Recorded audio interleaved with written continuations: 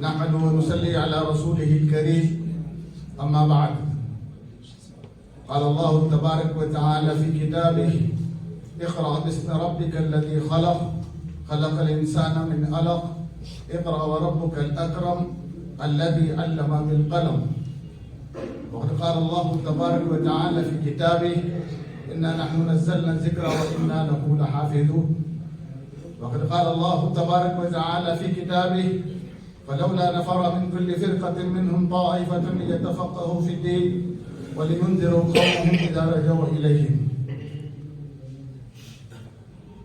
ہمارے دور دراز سے آئے ہوئے مہمانان گرامی اور برادران عزیز، وقت کافی ہو چکا ہے، اس وجہ سے میں آپ کا زیادہ وقت نہیں لوں گا۔ تعلیم کے سلسلے کی جو باتیں ہو رہی تھی اور ماشاءاللہ اس میدان کے شہ سوار جنہوں نے اپنی عمر کا ایک اچھا خاصا وقت اس میدان میں صرف کیا ہے، ان کے تجربات کو آپ حضرات سماعت کر رہے تھے۔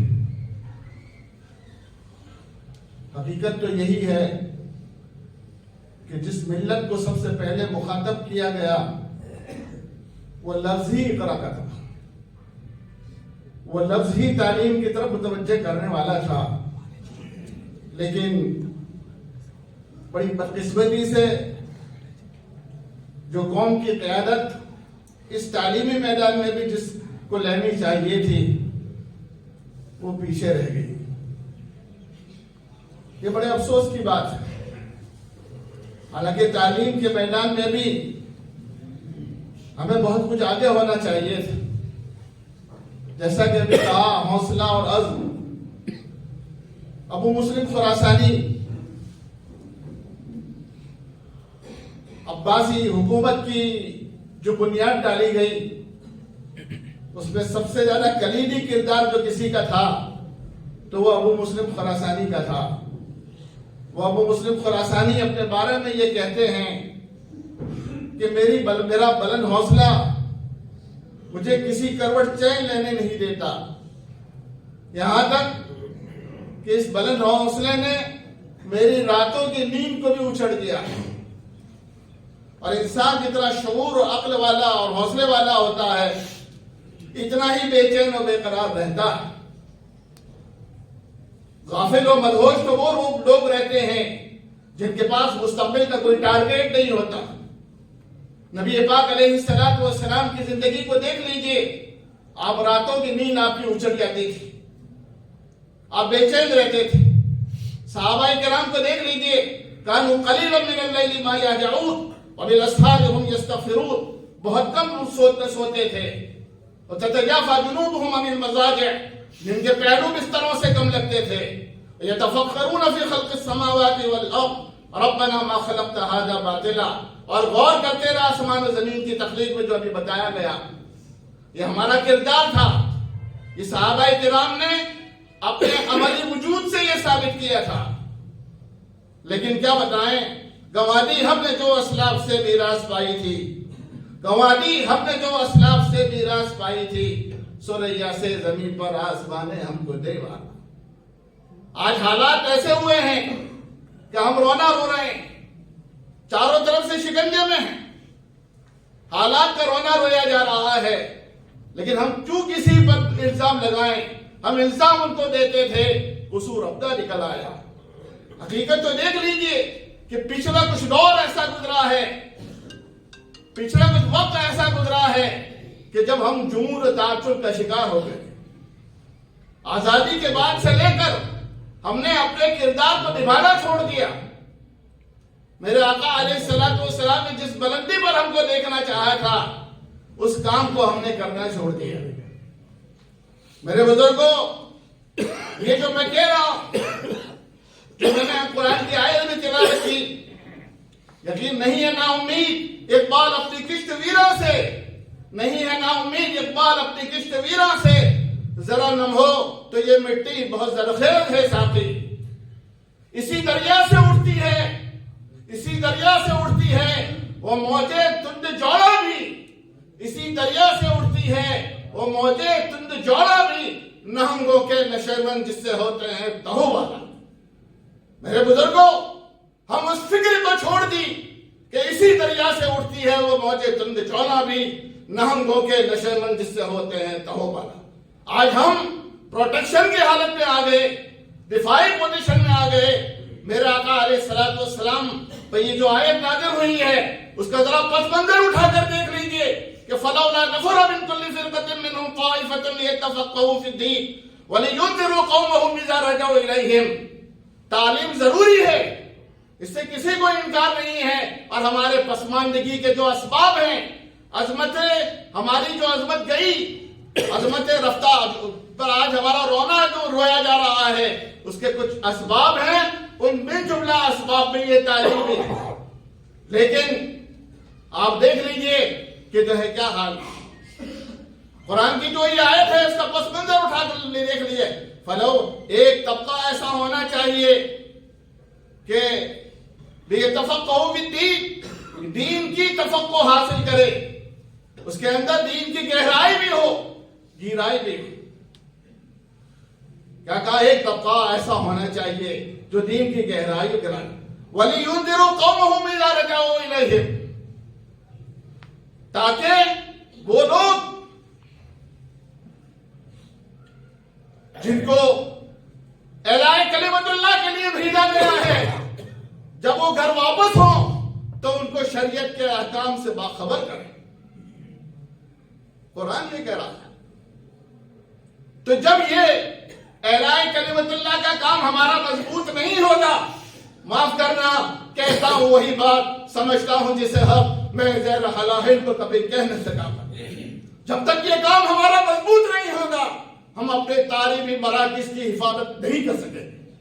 हम अपने वजूद को बचाने के लिए आज हमारे पर लाले पड़ गए हैं। यकीनन तालीम के मैदान में भी हमने बहुत कुछ खोया है, इसका इकरार कर किया जा रहा है जो हमारे बुजुर्गों ने कहा। लेकिन इसके साथ साथ आप देख लीजिए, नबी पाक अलैहिस्सलातु वस्सलाम ने हमारे दीनी मिशन को महफूज करने के लिए सबसे पहले जो कोशिश की थी, और नबी पाक अलैहिस्सलातु वस्सलाम के जो अक़वाल हैं उठाकर देख लीजिए मुस्तनद अहादीस के साथ। इज्जत चाहते हो तो आपको इस फरीजे को पकड़ना पड़ेगा, और इस फरीजे के पकड़े बगैर आपको इज्जत कभी भी नहीं हासिल हो सकती। ये हदीस कह रही है, कुरान कह रहा है। लेकिन ये जो कोशिश अल्हम्दुलिल्लाह हो रही है, हम उस कोशिशों को मुबारकबाद देते हैं और खुश आइन देखते हैं। इंशाअल्लाह जैसा कि कहा कि ये सारी चीजें हम जो हैं करनी है। और उसके साथ साथ एक बात और भी कहता चलूं कि आज बीच में एक नजरिया चला था, और वो ये था कि मकातिब फिक्र के लोगों को अलग कर दिया जाए। ये भी हुआ था कि मकातिब फिक्र के नाम से उम्मत की शिराज़ाबंदी को बिखेर दिया जाए। लेकिन अल्हम्दुलिल्लाह हमारे कुछ बाशऊर लोगों ने इस फिक्र को नाकाम करने की भी कोशिश की, कदरे फायदा हुआ। आज ये हाल है कि पसमानदा मुसलमानों का वो तबका जो बिल्कुल पसमानदा है, बैकवर्ड है, उसको हाथ पर लिया जा रहा है, उसको हाथ पर लिया जा रहा है। और ये मंसूबाबंदी हो चुकी है कि मुसलमानों का वो पसमानदा तबका जो दीन से दूर है उसको हाथ पर लिया जाए, और हाथ पर लेकर फिर अपने टारगेट को सर किया जाए।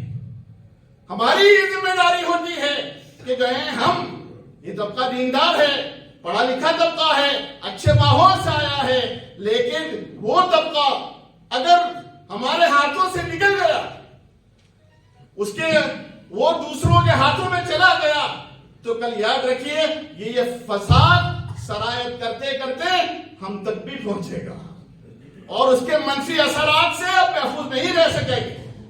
इसलिए वक्त काफी हो चुका है, मैं ज्यादा न कहते हुए यही बात आप हजरात से अर्ज करूंगा।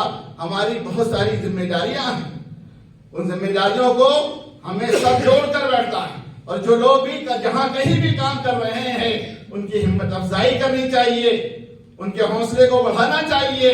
यकीनन वो काम काबिल मुबारकबाद है।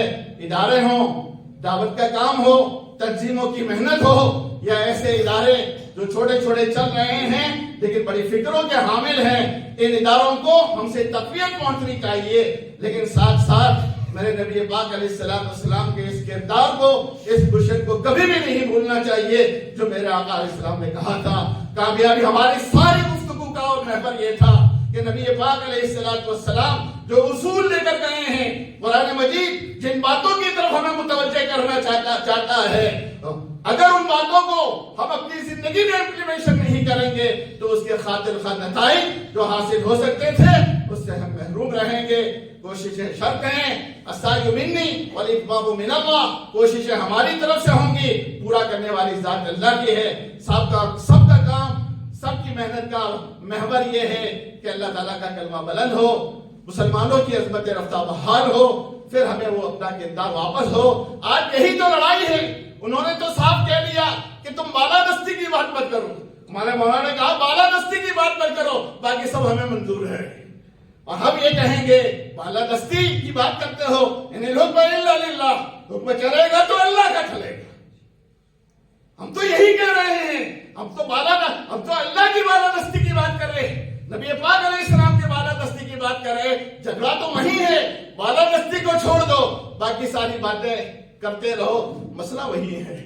اور ہم یہی کہہ رہے ہیں، دین حق ہمارے پاس ہے، سچائی ہمارے پاس ہے، اصول ہمارے پاس ہے، قرآن جیسی کتاب ہمارے پاس میں ہے، اور پھر یہ کہتے ہو بالادستی کی بات کس منہ سے کہہ رہے ہو؟ تمہارے پاس ہے کیا؟ جو کچھ ہے وہ ہمارے پاس ہے، سرمایہ ہمارے پاس میں ہے۔ معاف کرنا، آج پوری دنیا بے چین و بے قرار ہے، وہ یہ چاہتی ہے کہ کوئی ایسا رہبر، کوئی ایسا مجدد نکلے جو پوری دنیا کی کایا کو پلٹ دے۔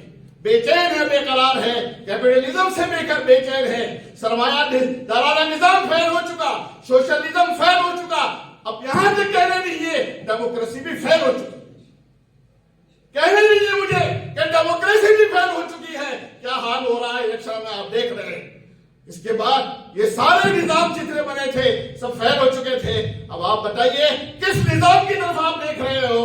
وہی ہے جو میرے آقا نے دیا تھا، بس شرط یہ ہے وہ ہماری زندگیوں میں آ جائے اور اس کا ہم عملی نمونہ بن کر لوگوں کے سامنے آئے۔